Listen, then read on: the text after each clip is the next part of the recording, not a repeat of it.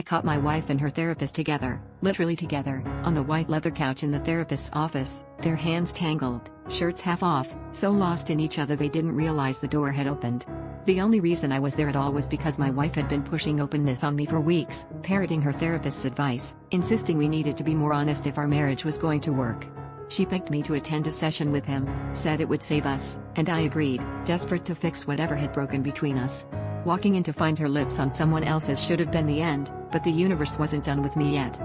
Rage and disbelief hit me at the same time, but it was the therapist who looked guilty, not my wife. She just stared at me, stone-faced, her mouth set in that flat line I'd come to hate.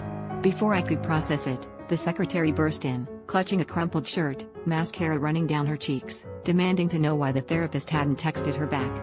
The three of them froze, a triangle of secrets and shame, and I realized in a single, blinding second that this had been going on for months, maybe years, right under my nose. The therapist tried to spout something about polyamory and breaking old patterns, but I couldn't hear anything over the sound of my heart pounding in my ears. We fought, of course, voices echoing off sterile walls, accusations slicing the air. My wife accused me of being closed off, of never really listening to her, as if that justified everything. The therapist fumbled for professionalism, but the secretary started laughing, this wild, broken sound that made me want to claw my own skin off. I left them there, still shouting, the receptionist trying to herd them into silence as patients started to poke their heads out of rooms. I drove home in a daze, replaying every openness talk, every late night she spent at work, every time I'd convinced myself I was just being paranoid.